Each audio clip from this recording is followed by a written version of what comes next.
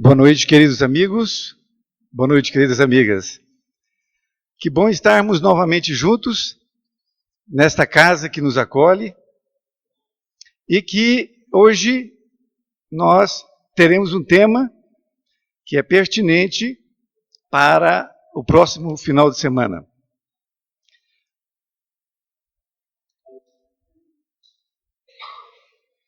O tema é A Vida Continua.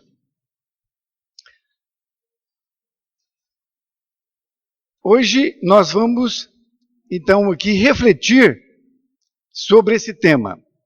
Então eu convido a todos para que nós possamos fazer uma reflexão sobre este assunto. O conteúdo, então, ele vai passar por 3 itens. No primeiro, nós vamos ver que a encarnação existe no Evangelho de Jesus. E depois, nós vamos também ver como ocorre o desencarne. E o terceiro tópico, qual é a conduta de um cristão em um velório?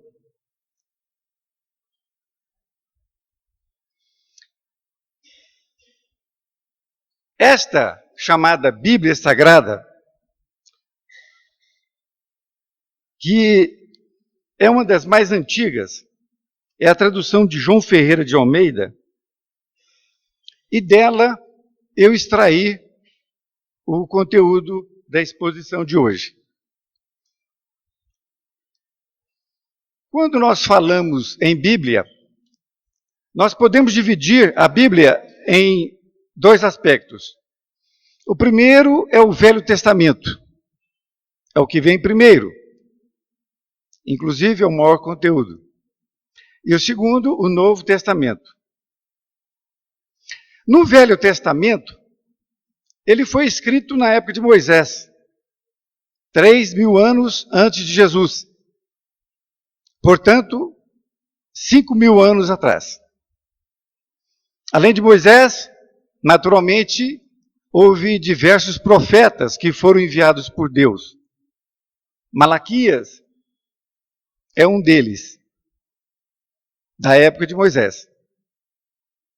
E foi Malaquias que escreveu, ou melhor, ele foi um médium que recebeu a inspiração de que viria um Salvador, que em hebraico é chamado de Messias. E que ele viria, mas também antes dele viria outras pessoas para ajudá-lo.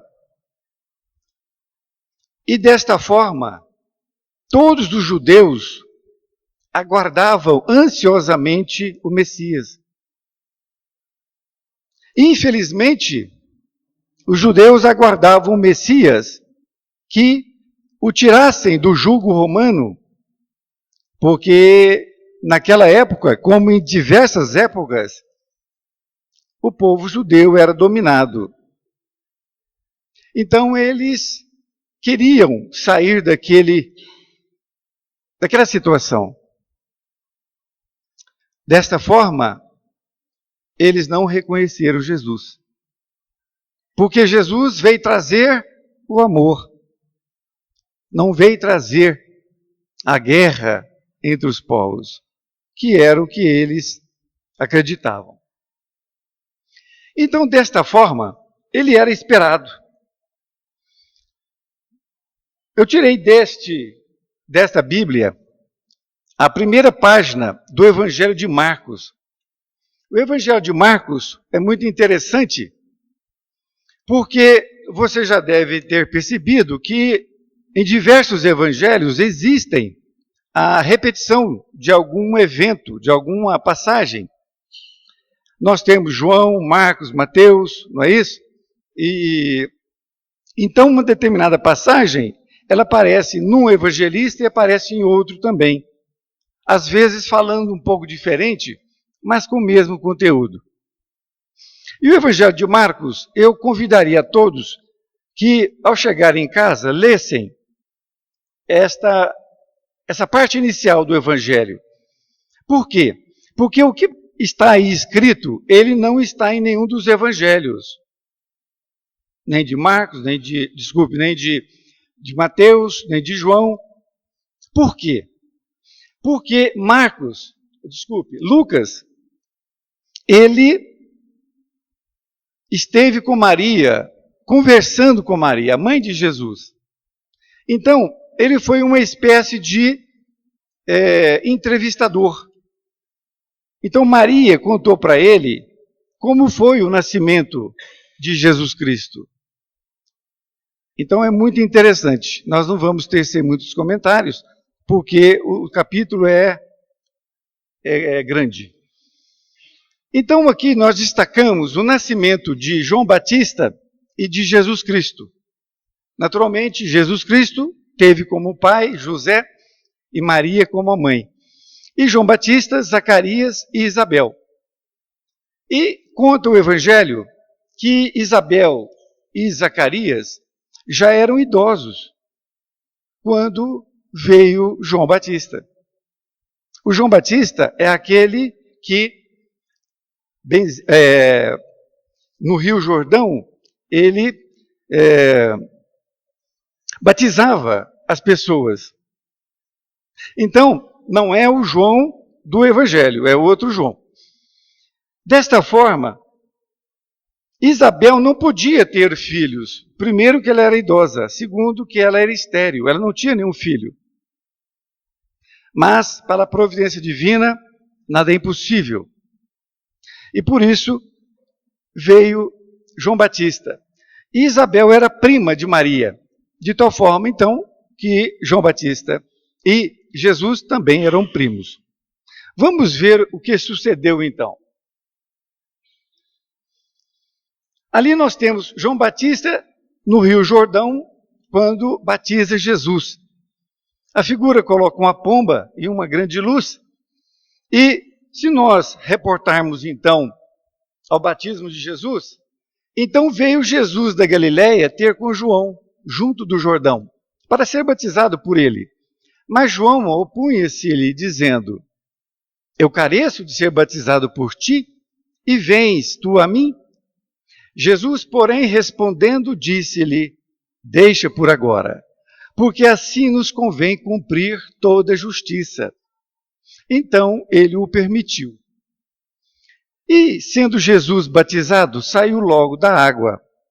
E eis que se lhe abriram os céus, e viu o Espírito de Deus descendo como pomba e vindo sobre ele. E eis que uma voz dos céus dizia: este é o meu Filho amado, em quem me comprazo. Vamos falar em outras palavras. Então foi Jesus que procurou João Batista. E isso estava em Malaquias, lá no Velho Testamento, que viria um profeta para receber Jesus e batizá-lo. Vejam bem. Jesus, então, foi até o João Batista. Esta é a primeira passagem que tem no Evangelho que eles se encontram. Talvez houvessem outras, mas essa é a primeira, que não foi anotado, talvez. Eles moravam em cidades diferentes, não é? Mas quando João Batista viu Jesus, ele percebeu que era o Messias esperado. Por isso que ele disse: eu careço de ser batizado por ti, e tu vem a mim? Olha, veja bem. Ele reconheceu Jesus. E naquele momento, Jesus disse para ele: vamos cumprir a justiça. O que é a justiça? As Escrituras. Então ele queria que cumprisse ali aquilo que estava no Velho Testamento. Perceberam? E daí veio uma pomba, não é? Naturalmente, e com a luz, e essa voz que disse que ele era o Filho de Deus. Ok? Depois nós passamos para a morte de João Batista. Naquele tempo, ouviu Herodes, o tetrarca, a fama de Jesus. E disse aos seus criados: Este é João Batista, ressuscitou dos mortos, e por isso estas maravilhas operam nele. Porque Herodes tinha prendido João e tinha-o maniatado e encerrado no cárcere, por causa de Herodias, mulher do seu irmão Felipe. Porque João lhe dissera, não te é lícito possuí-la. E, querendo matá-lo, temia o povo, porque o tinham como profeta. Festejando-se, porém, o dia natalício de Herodes, dançou a filha de Herodias diante dele e agradou Herodes. Pelo que prometeu com juramento dar-lhe tudo o que pedisse. E ela, instruída previamente por sua mãe, disse, dá-me aqui num prato a cabeça de João Batista. E o rei afligiu-se, mas por causa do juramento e dos que estavam à mesa com ele, ordenou que se lhe desse. E mandou degolar João no cárcere. E sua cabeça foi trazida num prato e dada à jovem. E ela a levou à sua mãe. E chegaram seus discípulos e levaram o corpo e o sepultaram. E foram anunciá-lo a Jesus. Esta passagem está escrita em outros evangelistas, Marcos, Lucas, de tal forma que foi então mais ou menos assim. Herodes, que era o rei da Judéia, na verdade ele era o rei, mas não mandava. Quem mandava era Pilatos, que era romano. Mas ele tinha um certo privilégio, dominava de alguma forma. E ele no seu palácio ficou sabendo de João Batista e foi com a sua comitiva até lá no Rio Jordão. E quando chegou no Rio Jordão, João Batista saiu lá do rio, que estava batizando as pessoas, porque milhares de pessoas iam batizar. Ele chegou até Herodes e falou para ele, não é lícito, ou seja, não é permitido você ficar com a mulher do seu irmão.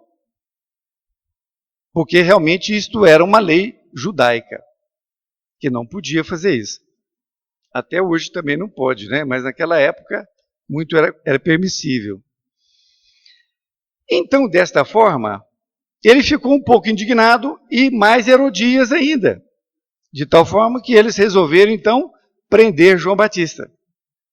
E João Batista estava preso lá, no palácio. E Herodias, como queria matar João, combinou com a filha dela, que era Salomé, para que ela dançasse no dia do seu aniversário e fizesse ele prometer tudo. E foi o que ele fez, ele prometeu tudo. E ela pediu a cabeça de João Batista. E dessa forma, João Batista foi degolado. A transfiguração é uma outra passagem. Ali diz 6 dias depois, mas não tem nada a ver com a passagem anterior. Esses 6 dias depois se refere a uma outra passagem, porque está em outro lugar no Evangelho. Então, nós podemos deixar de mão os 6 dias. Tomou Jesus consigo a Pedro e a Tiago, e a João, seu irmão, e os conduziu em particular a um alto monte, e transfigurou-se diante deles, e seu rosto resplandeceu como o sol, e os seus vestidos se tornaram brancos como a luz. E eis que lhe apareceram Moisés e Elias, falando com ele. E Pedro, tomando a palavra, disse a Jesus, Senhor, bom é estarmos aqui. Se queres, façamos aqui 3 tabernáculos. Um para ti, um para Moisés e um para Elias. E estando ele ainda a falar, eis que uma nuvem luminosa os cobriu. E da nuvem saiu uma voz que dizia, Este é meu amado filho, em quem me comprazo. Escutai-o. E os discípulos, ouvindo isto, caíram sobre seus rostos e tiveram grande medo. E aproximando-se Jesus, tocou-lhes e disse, Levantai-vos e não tenhais medo. E erguendo eles os olhos, ninguém viram, senão unicamente Jesus.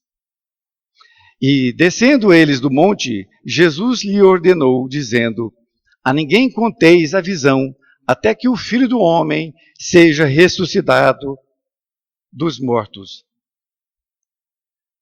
E os seus discípulos o interrogaram, dizendo: por que dizem então os escribas que é mister que Elias venha primeiro? E Jesus respondendo disse-lhes: em verdade, Elias virá primeiro e restaurará todas as coisas. Mas digo-vos que Elias já veio e não o conheceram. Mas fizeram-lhe tudo o que quiseram. Assim farão eles também padecer o Filho do Homem. Então entenderam os discípulos que lhes falara de João Batista.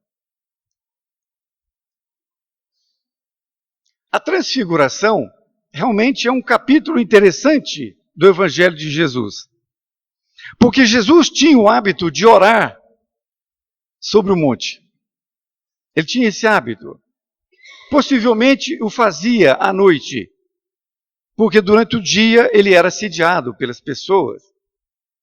Então, naquela noite, ele convidou esses 3 discípulos e transfigurou diante deles.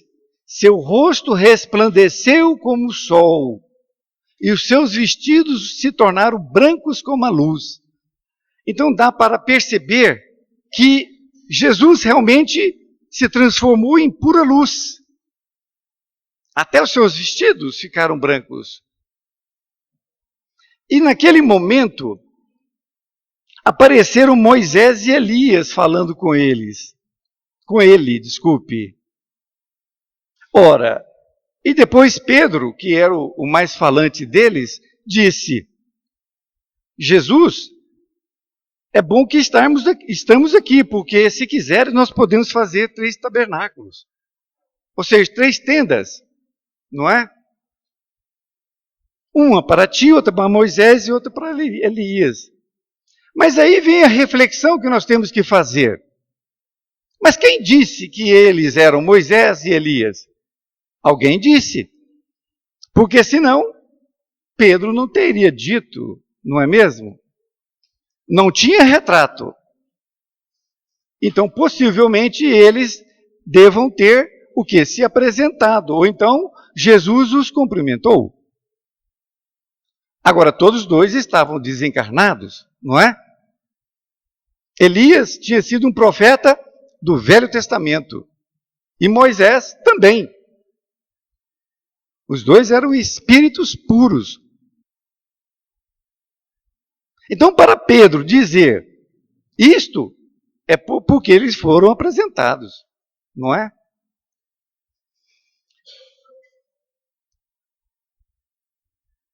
Mas uma voz, ao Pedro falar aquilo, uma voz, né, disse: este é meu amado filho em quem me comprazo. Vejam bem. Ele falou para o Pedro: Pedro, espera aí. Essas coisas de fazer tabernáculo não está certo. Porque vai ser uma romaria de pessoas aqui. E mais, podemos também entender que, quando ele disse: este é o meu amado filho, escutai-o, ele quis dizer que Jesus era um espírito mais evoluído do que Moisés e também Elias. Não é? Não dá para entender isso? Mas eles ficaram assustados com isso. E depois, quando passou tudo aquilo, Jesus disse para eles que eles não deviam contar aquilo para ninguém, somente quando ele ressuscitasse dos mortos. Aqui é importante nós lembrarmos que os judeus acreditavam na ressurreição, como acreditam, e como muitas doutrinas que nós temos aqui em nosso país acreditam na ressurreição. E nós temos que ter realmente um respeito muito grande por essas pessoas que acreditam, porque o espírita acredita na reencarnação e eles acreditam na ressurreição. Então, os judeus aguardavam uma pessoa que desencarnava, ela ressuscitava depois, mas ressuscitava com o mesmo corpo, perceberam? Então aquele corpo que estava enterrado e já putrificado, ele voltaria. Isto chama-se ressurreição. Por isso que Jesus falou ressurreição. Ok? Mas vejamos a próxima parte. O que é muito importante, porque os discípulos de Jesus conheciam o Velho Testamento. Então perguntaram para ele, interrogaram, por que dizem então as Escrituras, os escribas, que é a mesma coisa, que é mister que Elias venha primeiro? Ou seja, se Elias apareceu ali agora, as Escrituras não diziam que ele tinha que aparecer antes de Jesus? Foi uma boa interrogação, não foi? E Jesus então disse que ele já tinha vindo, mas ninguém o conheceu. Porque ele veio o quê? Com outro corpo, naturalmente também, mesmo que se viesse com o mesmo corpo, não ia adiantar nada. Porque eles não tinham retratos, não é? Para verificar que era ele mesmo. Mas ele nasceu de Isabel, o João Batista. Então isso que é interessante. Eles entenderam que ele falava de João Batista, porque fizeram tudo com ele. Só um adendo aí. Por que João Batista morreu degolado? Porque ele, quando foi Elias, no Velho Testamento, ele foi uma pessoa que mandou matar muitas pessoas, degolado. Então, ocorreu a lei de causa e efeito para com ele. Ok? Isso que nós vimos aqui foi para que nós possamos perceber, não só essas passagens, como outras também que existem no Evangelho, que a reencarnação está dentro do Evangelho. Claríssimo. Não há como ter outra interpretação. Então a vida continua. Esta é a colocação que eu faço para vocês. Como que ocorre o desencarne? Neste livro, Obreiros da Vida Eterna, de Chico Xavier e do espírito André Luiz, existe um capítulo que é a morte de Dimas. A morte de Dimas é um tarefeiro da doutrina espírita que André Luiz conta com a riqueza de detalhes. Então, ela aparece no vídeo. Esse vídeo, eu tirei a fotografia, é um vídeo de um grupo espírita de Uberlândia que fizeram um excelente trabalho, baseado nos detalhes que André Luiz colocou no livro.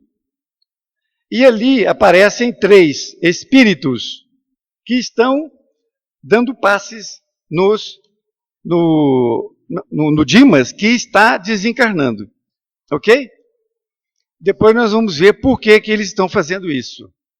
Depois que ocorrem esses passes, ali começa a aparecer uma luz sobre a cabeça do corpo físico dele e essa luz, essa energia vai se transformando e formando então o chamado perispírito. Ok? Esse vídeo está no YouTube, quem quiser ver, é só escrever lá na morte de Dimas. Agora, o que é importante nós sabermos? Aqui nós temos o corpo físico, é aquele que está em marrom. É o nosso corpo físico. Nós temos diversas luzes ali, que aquelas luzes é que formam o perispírito. Ok? E perispírito, ou também chamado corpo espiritual. E a luz é chamado aura, por algumas doutrinas. A luz, ela é tão mais intensa quanto mais evoluído for o espírito. Tá certo? Ou seja, uma pessoa ainda primitiva, ignorante, ela basicamente não tem muita luz, não é? O que são os chakras? São aqueles pontos que estão no corpo humano, que estão no corpo espiritual, e que coincide com os órgãos vitais que nós temos. Então, aqui no coração, nós temos o cardíaco, que é um dos chakras. E a ligação que existe do perispírito com o corpo físico é através desses chakras. Estes chakras é que realmente são os centros de forças. Ok? Então, ali como nós vimos, aqueles tarefeiros que nós vimos anteriormente, eles estavam fazendo um trabalho de desligamento desses liames, que são fios que ligam os chakras ao corpo físico. Então, ele faz aquela energização e aí há o desvencilhamento do corpo físico do corpo espiritual.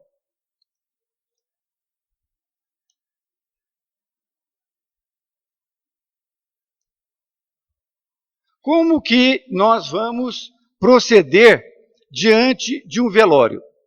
O que você deve fazer? Você vai a um velório de uma pessoa amiga, de um conhecido, não é? A oração é o fator primordial em um velório. É o fator primordial.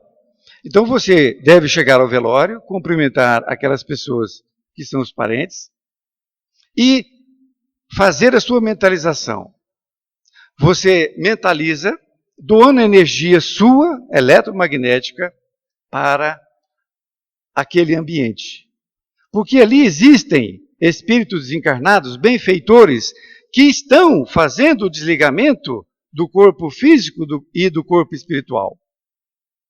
E precisa das nossas orações. As nossas orações são energias magnetizadas que vão fazer com que esses benfeitores façam rapidamente o desligamento. Perceberam a importância da oração? Então é fundamental que nós façamos isso. E depois, se você quiser fazer um pouco mais, você pode perguntar ali o parente se pode-se fazer uma oração coletiva. E isso é muito importante, porque as pessoas nesse momento estão conversando muito. Então, se você chama 2, 3 pessoas para avisar a todos, para se acercarem ali do caixão, vocês podem fazer uma oração em conjunto. E se você quiser falar algumas palavras também, que possa falar.